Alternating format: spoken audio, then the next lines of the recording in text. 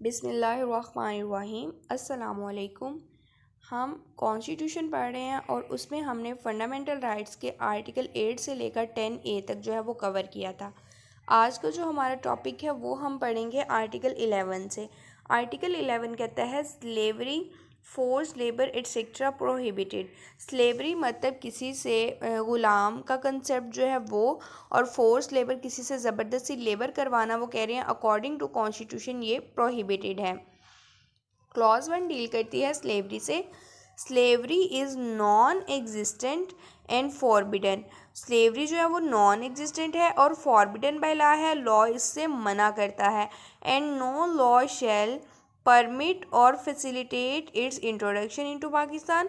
और कोई भी लॉ ना तो इसको इंट्रोड्यूस कराने की परमिशन देगा पाकिस्तान में और ना ही इसके इंट्रोडक्शन को फैसिलिटेट करेगा। फर्स्ट क्लॉज ने डील किया स्लेवरी से। क्लॉज 2 डील करती है all forms of force labour. हर किस्म की जो है वो ज़बरदस्ती मुलाजमत या labour and traffic in human beings are prohibited. Traffic in human beings मतलब इंसानों की खरीदो फरोख्त। तो वो कह रहा है कि तमाम किस्म की ज़बरदस्ती लेबर और इंसानों की खरीदो फरोख्त जो है वो भी अकॉर्डिंग टू कॉन्स्टिट्यूशन प्रोहिबिटेड है। क्लॉज 3 कह रही है, ये चिल्ड्रन राइट्स की बात कर रही है। वो कहती है no child below the age of 14 years. कोई भी बच्चा जिसकी उम्र 14 साल से कम है shall be engage in any factory और माइन और एनी हजार्डस एम्प्लॉयमेंट।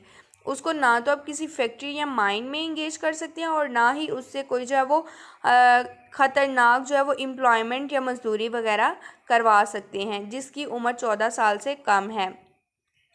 नेक्स्ट इस आर्टिकल की एक्सेप्शन आ जाती है।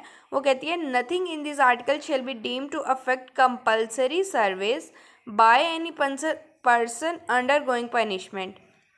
वो कह रहा है कि ठीक है, ये आर्टिकल कह रहा है कि फोर्स लेबर आप नहीं करा सकते, लेकिन अगर किसी शख्स को किसी ऑफेंस की वजह से पनिशमेंट दी गई है कि उसने ये काम करना है, फॉर एग्जांपल जैसे वो रिगरस इम्प्रिजनमेंट वाला कंसेप्ट है ना, जिसमें उसमें मजदूरी वगैरह करवाई जाती है। तो वो कह रहे हैं अगर किसी शख्स को किसी ऑफेंस की वजह से किसी काम के करने का क्या क्या है कंपलसरी उसने वो करना है एज अ पनिशमेंट, तो उस पर ये आर्टिकल इम्प्लीमेंट नहीं होगा। वो ये नहीं कह सकता कि जी आर्टिकल कह रहा है कि जी हमारे पास जो है वो आप फोर्स लेबर नहीं करा सकते एज अ पनिशमेंट। अगर फोर्स लेबर लॉ उसको दे रहा है तो फिर वो उसको जो है वो लाजमी करनी पड़ेगी। देन इसमें जो है वो हमारी एक्सेप्शन में क्लॉज 4 का बी पॉइंट कह रहा है, आपने इस तरह से मिला के पढ़ा करें। अब हमने पहले पढ़ा nothing in this article shall be deem to affect compulsory service, clause A पढ़ा। अब हम पढ़ेंगे nothing in this article shall be deem to affect compulsory service required by any law for public purpose. अगर public purpose के लिए कोई compulsory service आप पे जो है वो इम्पोज की जा रही है तो उससे भी आप जो है वो इनकार नहीं कर सकती, क्योंकि लॉ का मकसद ही क्या है, इंसान की फलाह व बहबूद के लिए काम करना, पब्लिक वेलफेयर के लिए काम करना। अब इस एक्सेप्शन के अंदर भी एक एक्सेप्शन है, provided at no compulsory service shall be of a cruel nature, कि ये जो कंपलसरी सर्विस जो है वो इम्पोज की जाएगी चाहे एज आ पनिशमेंट या पब्लिक पर्पस के लिए, वो क्रूअल नेचर की नहीं होनी चाहिए और इनकम्पैटिबल विद ह्यूमन डिग्निटी और इंसानियत के ख़िलाफ़ नहीं होनी चाहिए। लाइक अगर किसी आप जुवेनाइल को पनिशमेंट दे रहे हैं कोई सर्विस परफॉर्म करने के लिए, तो वो जुवेनाइल से जो है वो मैच करनी चाहिए। ये नहीं कि आप एक जुवेनाइल को जो है वो एक मेजर वाली जो है वो सज़ा दे रहे हैं या एक मेजर पर्सन वाला उससे जो है वो काम करवा रहे हैं। तो इसका मतलब ये है कि ये है इनकम्पैटिबल विद ह्यूमन डिग्निटी नहीं होनी चाहिए। ये था हमारे पास आर्टिकल 11। आर्टिकल 12 कह रहा है प्रोटेक्शन अगेंस्ट रेट्रोस्पेक्टिव पनिशमेंट, कि किसी भी शख्स को आप रेट्रोस्पेक्टिव पनिशमेंट नहीं दे सकते। अब हम रेट्रोस्पेक्टिव पनिशमेंट के कंसेप्ट को अंडरस्टैंड करते हैं। रेट्रोस्पेक्टिव पनिशमेंट को फॉर एग्जांपल एक शख्स ने 2019 में एक एक्ट किया। अब 2019 में उस एक्ट के अगेंस्ट जो है वो या उस एक्ट के करने पर कोई सज़ा नहीं है, लेकिन 2020 में जो है वो एक कानून बन जाता है कि जिस शख्स ने भी ये एक्ट किया उसको ये सज़ा दी जाएगी। तो क्या 2019 में जिस शख्स ने वही एक्ट किया था जिसको अब जो है वो ऑफेंस डिक्लेयर कर दिया है, क्या उसको भी सज़ा दी जाएगी? तो ऐसा नहीं है। जिस दिन उस एक्ट को जो है या ओमिशन को आपने ऑफेंस डिक्लेयर किया है उस दिन या उसके बाद जो शख्स जो है वो उसी एक्ट को परफॉर्म करता है तो उसको सज़ा दी जाएगी। उससे पहले जिन लोगों ने वो एक्ट या ओमिशन किया है उनको आप सज़ा नहीं देंगे। ये है रेट्रोस्पेक्टिव पनिशमेंट के पहले लोग जो अगर पहले किसी शख्स ने वो एक्ट किया है तो क्या उसको सज़ा दी जाएगी। तो रेट्रोस्पेक्टिव पनिशमेंट का कंसेप्ट कहता है कि नहीं जी, बाद में करने वालों को दी जाएगी। जिन्होंने पहले वो एक्ट किया था तब उनको सज़ा नहीं दी जाएगी क्योंकि तब तो वो ऑफेंस था ही नहीं।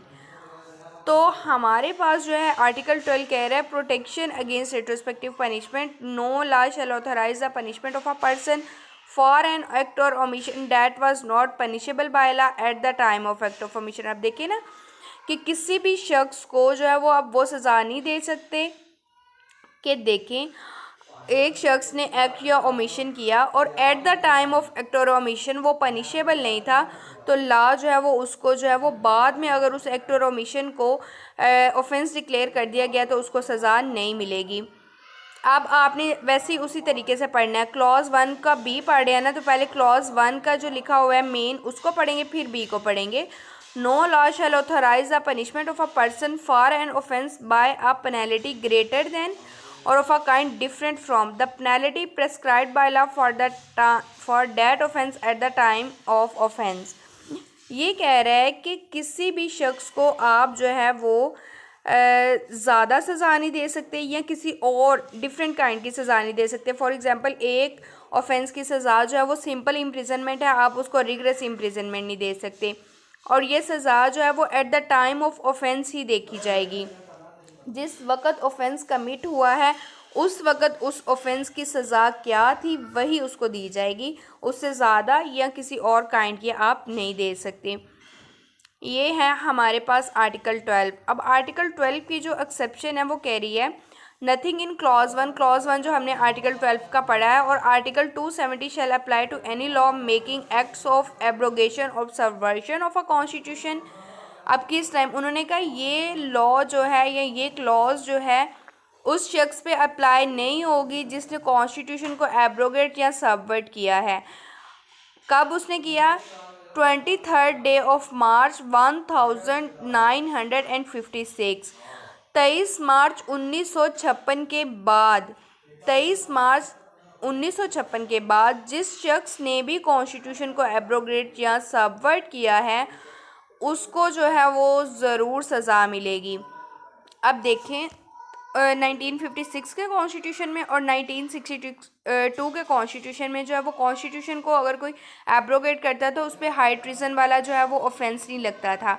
लेकिन 1973 के कॉन्स्टिट्यूशन ने कहा अगर कोई शख्स किसी कॉन्स्टिट्यूशन को जो एब्रोगेट या सबवर्ट करने की कोशिश करता है तो उस पर हाई ट्रीजन आर्टिकल 6 लगेगा।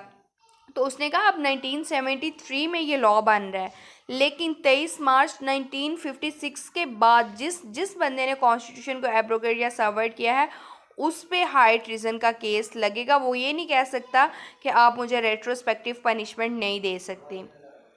अब तो ये मतलब इम्प्लीमेंट नहीं है क्योंकि वो तब 1973 से पहले जिनको सज़ा मिलनी थी मिल गई और अब यही है कि रेट्रोस्पेक्टिव पनिशमेंट नहीं आप दे सकते। देन आ जाता है आर्टिकल 13। आर्टिकल 13 कह रहा है प्रोटेक्शन अगेंस्ट डबल पनिशमेंट। आप किसी शख्स को एक ही ऑफेंस में 2 बार सज़ा नहीं दे सकते। एंड सेल्फ इंक्रिमिनेशन का मतलब होता है कि अपनी ज़ात के ख़िलाफ़ जो है वो गवाही देना। तो आप किसी शख्स को ना तो डबल पनिशमेंट दे सकते हैं एक ही ऑफेंस में और ना ही उसको आप जो है वो उसकी अपनी ज़ात के ख़िलाफ़ गवाही देने के लिए जो है वो कंपेल कर सकते हैं। अब हम टेक्स्ट पढ़ लेते हैं। No person shall be prosecuted or punished for the same offence more than once. ना तो आप उसको 2 दफ़ा एक ही ऑफेंस में या सज़ा दे सकते हैं एक से ज़्यादा दफ़ा मोर देन वंस, और ना ही आप उसको एक ही ऑफेंस में एक से ज़्यादा दफ़ा प्रोसिक्यूट कर सकते हैं। फॉर एग्ज़ाम्पल अगर एक ऑफेंस का ट्रायल हो गया है उसमें उसको सज़ा मिल गई है तो वो ख़त्म है, आप उसको दोबारा उसी ऑफेंस में जो है वो ना तो प्रोसिक्यूट कर सकते हैं ना पनिश कर सकते हैं। देन आ जाता है उसी तरह से पहले पढ़ेंगे no person. No person shall when accused of an offence be compelled to be a witness against himself. किसी भी शख्स को जब वो खुद एक्यूज्ड है, उस ऑफेंस में उसको एक्यूज डिक्लेयर किया गया है, उसमें आप उसको कंपेल नहीं कर सकते कि वो अपनी ज़ात के ख़िलाफ़ जो है वो गवाही दे। ये हैं हमारे कुछ फंडामेंटल राइट्स, और हमने आज 3 फंडामेंटल राइट्स देखे हैं, आर्टिकल 11, 12 एंड 13। इंशाल्लाह नेक्स्ट लेक्चर में हम नेक्स्ट जो है वो देखेंगे। अगर आपको कहीं कोई कन्फ्यूजन हो तो आप कमेंट बॉक्स में मुझसे पूछ सकते हैं। वीडियो को लाइक करें, शेयर करें, चैनल को सब्सक्राइब करें, ताकि मुझे अंदाज़ा हो कि आप मुझे सुन रहे हैं और आपको समझ आ रही है, और मैं नेक्स्ट जो है वो इसी तरह लेक्चर्स जो है वो रिकॉर्ड करके अपलोड करती रहूँ। इंशाल्लाह नेक्स्ट लेक्चर में मिलेंगे, तब तक के लिए इजाज़त दीजिए। अल्लाह हाफिज़।